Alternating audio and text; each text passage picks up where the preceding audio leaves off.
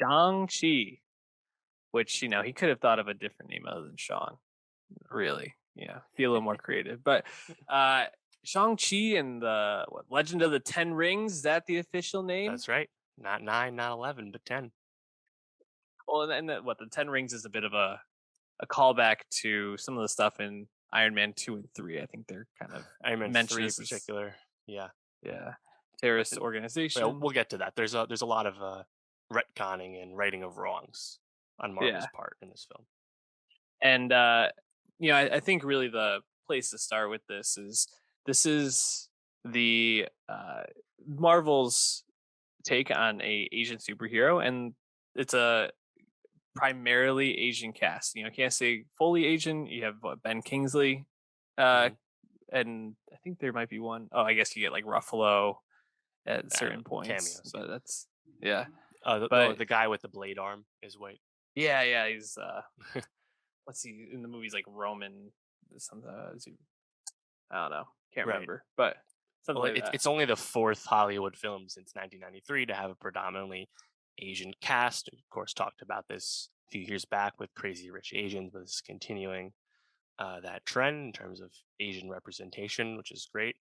And I think on Marvel's part, it's also uh, important because of Marvel's past history with Asian culture, Asian themes. Remember Doctor Strange, the Ancient One, rather than cast perhaps a stereotypical old Asian man character, they decided to cast a white woman, Tilda Swinton, instead. You know, Mhm. um, you mentioned Iron Man 3, the Mandarin, not actually the Mandarin, played by Ben Kingsley, an actor character, but kind of just a way to not even attempt something, right? Just, oh, we know, let's not do representation at all. Let's do something else. Let's not even do it. Let's pick uh, Aldrich Killian by Guy Pearce and have Kingsley, and then in everyone's mind, it's perhaps an Asian stereotype anyway, the unknown of it all, right? So Mhm. um, there's a lot of, I think,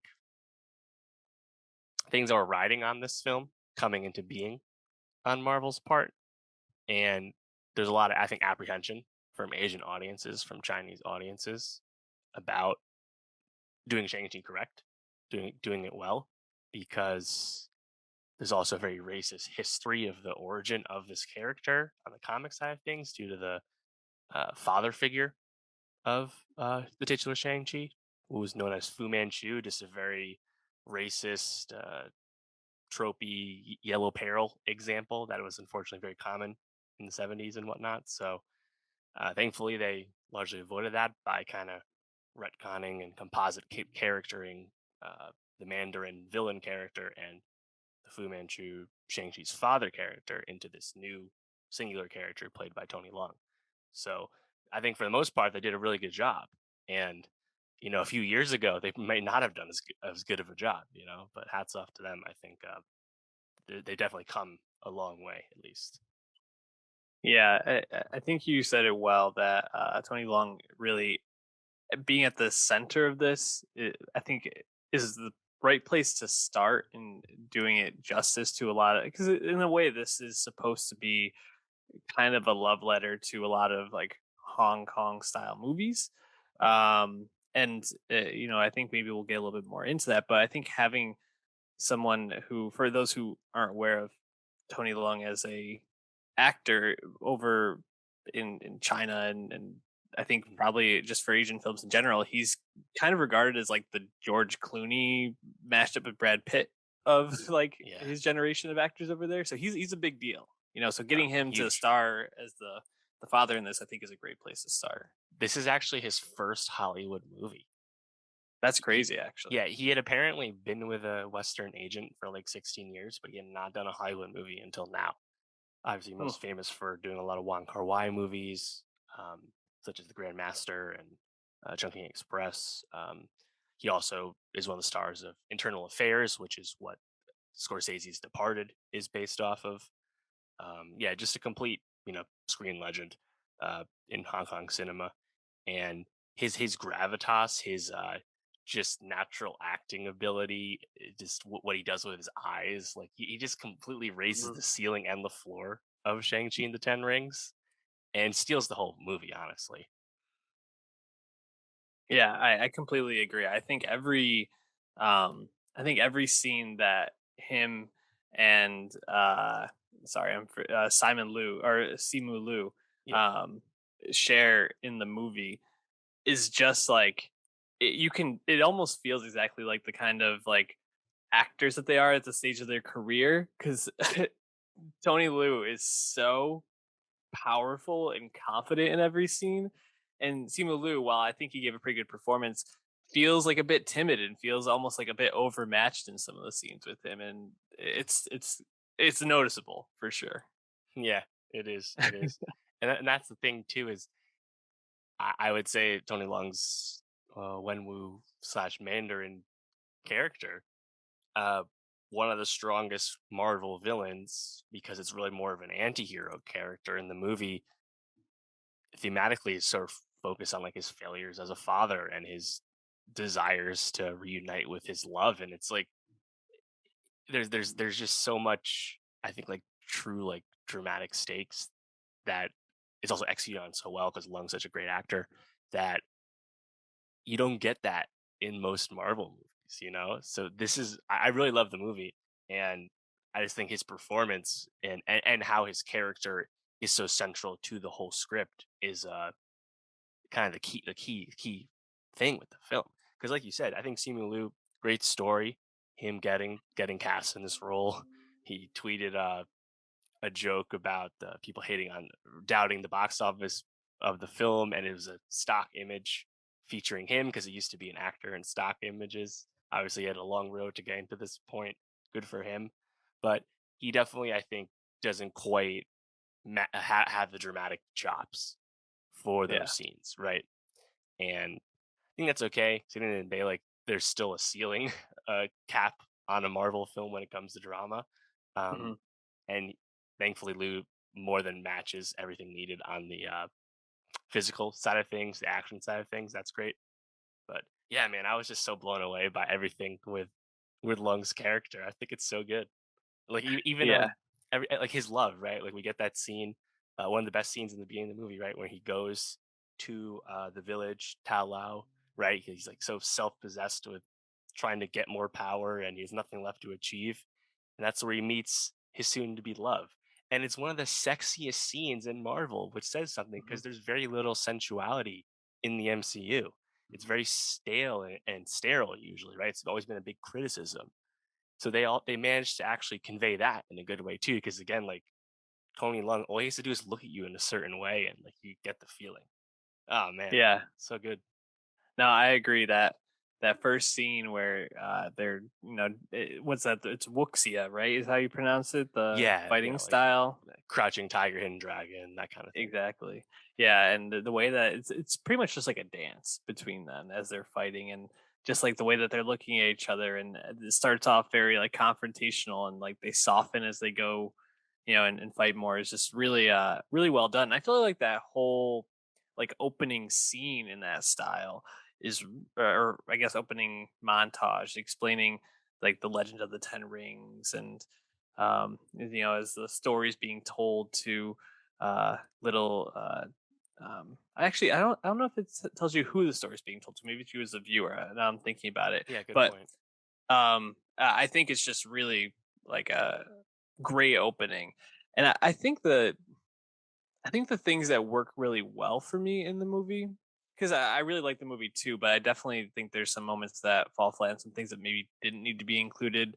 Um, the things I think work really well, the martial arts hand to hand combat in it is really awesome. That bus scene where the blade guy comes out for the first time and he Hmm. like fights with the jacket, amazing. Like maybe one of the best choreographed fight scenes in the MCU to date.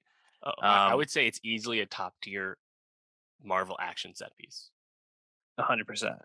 It's fantastic. I think a lot of the fight scenes, I think about the one on the rafters too, as they're trying to escape Hmm. the fight club, as a really memorable and well done choreographed fight scene as well. Um, I think when you get into some of like the silly stuff, like Aquafina's character Katie, I think at times felt just kind of like roped in for comedic effect. Same Right, with like especially Ben towards the Kingsley's end. character. Yeah. Hmm. Same with Ben Kingsley's character. I mean, definitely got a lot of laughs, but also just felt like, was he really necessary to the story in a lot of ways? I guess I wasn't sure about that. Um, but I think what's at the heart of this as a family story, a father son, father daughter, dealing with grief, what it means to like move on and to like look up to a father, but also like take over that role in the family. I think all that stuff really works really well, but I think it just got bogged down by a little many things here and there, I guess is Yeah, probably what I'm saying. well, it's got a Marvel ass Act 3, you know? True. Yeah. Like, I saw someone say that this movie would be even better if it cost half as much, and Hmm. just because the best action is in the beginning when it's more hand to hand, like you said, the bus set piece is incredible. That's where the revelation of Shang-Chi's powers or his abilities, and he's like fighting people on the bus, right? And like he takes off his jacket, like catch someone, very reminiscent of like a Jackie Chan action set piece, right? Like almost like a bit of physical comedy while fighting. Mhm. But it just seems so so thoughtful, and it's also really really well staged, right? Like it's not a lot of like quick cutting and stuff. And I think hats off to Destin Daniel Cretton, who has not made an action movie before he made this. Um, and I think like thematically, story wise, everything still made sense throughout. But I think it might have been stronger if Tony Lung's Wenwu wasn't killed by a soul sucking demon of the deep. Like it was, I don't know, like it made sense. And like I like how at the end, like he goes full circle and he gives his son the rings. He realizes how he fucked up in the end. Like it all tracked, but maybe we didn't need this like long protracted fight against two CGI beasts, you know? Yeah. I mean, then again, we kind of get that kind of thing one way or another in every Marvel movie, regardless. Yep. So at least that it all made sense thematically and dramatically.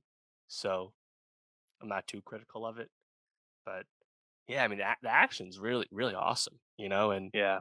and I actually liked Aquafina as like the sidekick character just because I thought her and Simu Liu had good chemistry, really funny stuff. I Mhm. thought in the beginning with the karaoke scene, which is then called back at the Yeah. end of the film, really good. Also, a nice nod to Asian culture, of which karaoke is very popular. Mhm. That's really good. But you're right, like her necessity as the sidekick kind of wanes once the story Mhm. gets more international. So I hear that. The Ben Kingsley character coming back, reprising his role from Iron Man 3, I think has an important moment because he basically apologizes on behalf of Yeah. Marvel for He does. how the Mandarin was previously treated in Iron Man Mhm. 3. And I think that was effective and his humor was still good. But you're right, it's just there to Kinda like thrown in there. take it down a bit, Yeah. and yeah. I did like the Ben Kingsley moment when he's laying on the battlefield and Morris comes up to him Performance. and he's like, "It's a performance, play dead with me," or whatever he Yeah. says. Great. Shout out Um, Morris, by the way, voiced by D. Bradley Baker, evidently hmm, the goat voice actor. And actually, I like that when we finally get to Ta Lo. I thought the labyrinth yeah. maze of bamboo forest fighting back really cool. Hmm. Once you finally get there and you see all of like these mystical creatures, like the nine-tailed fox, and a lot of like Yep. traditional like Asian imagery and stuff, thought that was really cool. Um, and then unfortunately, like Michelle Yao comes up. Always happy to see her, but Hmm. she's kind of like forced to do a ton of exposition. Yeah. Like all her It. lines are just kind of explaining everything to Yeah. Shang-Chi and his sister Jialing.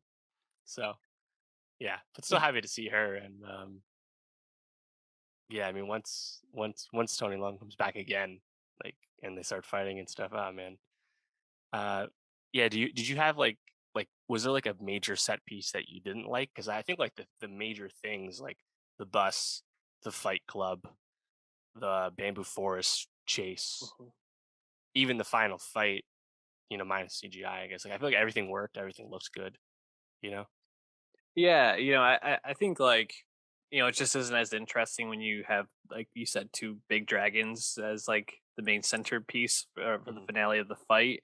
Um, I I guess also just um it's just thinking about the whole concept of this like portal, right? And that feels like something that's obviously going to be coming back in later Marvel movies. Although Tang Lo is kind of this like it seems like it's like a Wakanda type uh, place, and it's probably going to be Yes, that like a that kind of sanctuary. role, right? The sanctuary for the next MCU arc. I think it's just also it feels with like everything that's been going on. I know this is maybe not where we wanted to go with the conversation. Like it feels like they're just kind of like harkening back to Mephisto and everything, and they've been kind of dancing around it. We had Kang the Conqueror and um the Loki thing, and like if they're not actually going the Mephisto direction, the fact that they just keep bringing up these like underworld type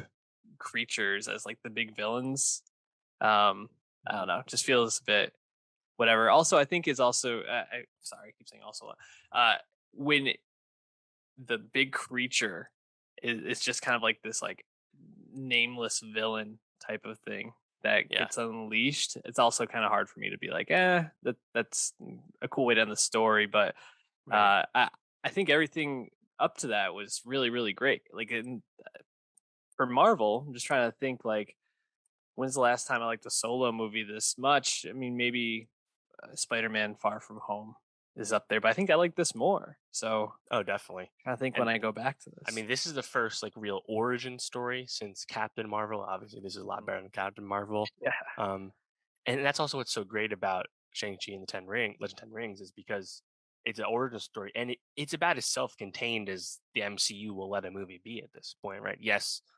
Wong and Abomination show up briefly. Wong comes back a second time in the end. You get the Right. post-credit scene, and as you're saying, the stuff about this underworld demon and they kind of nod to other realms, the multiverse. Like there's a lot of like nods if you're listening to it, but for the most part, the movie completely functions as a self-contained thing.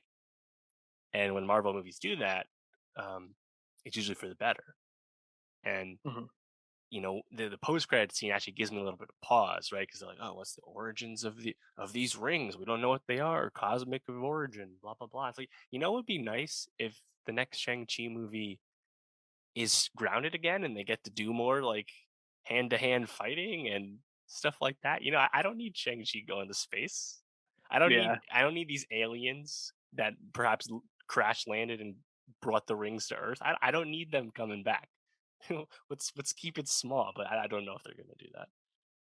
Yeah, it's kinda hard once he gets the rings to not use them. So, I think that that's one of the things I'm kinda sitting with, right? 'Cause when we talk about Loki, and it is kinda cool that we're talking about a Marvel TV show as, like, a comparison to the movies, but, we liked Loki's finale because it was so unexpected. It was just people in a room talking, and I think when you also think about it, the penultimate episode was a big CGI fuck fest. Correct. It Yes. got to where Marvel has to go, it seems. But the stories just are going to get bigger and bigger. And when it's bigger and bigger, it's going to be more and more CGI. And I just wonder if there's a way for Marvel to back itself out of it at this point. It feels like I it's know. just too far down the road. So, Yeah. I mean, how far removed are we from your friendly neighborhood Spider-Man? You yeah. know? And actually, I was thinking about that and compare like why all the Spider-Man reboots is because that origin reboot, even though they just yada yada it with Tom Holland's Peter Parker, is cool because he's not super powerful yet. It Mhm. is a smaller stakes superhero movie in a lot of ways, a lot of times, and I just don't know if Marvel's ever gonna really give us that again. This felt like as close as it could get with him not having any real superpowers beyond being a amazing martial artist until he got the rings, obviously. So uh, I don't know. Still a really good Marvel movie. I'd say it probably would be in my top 10 for sure. I had to think about the ranking for it. I made my list, tentative list, which I feel like it's more instructive to make tiers for Marvel movies. There's 25 Mhm. at this point, Yeah.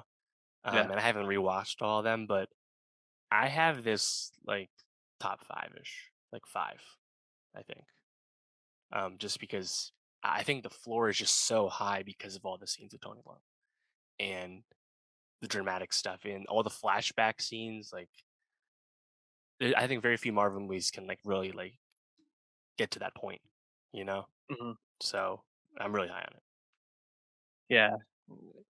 I gotta think it's probably top 10, maybe top 5 potentially. I'd really have to write it out, but I'll definitely do Again, that. there's And so what many, it's easy to forget stuff and movies and stuff. But I tend to gravitate yeah, more towards the non big team up Avengers movies yeah. when they're done well. Oh.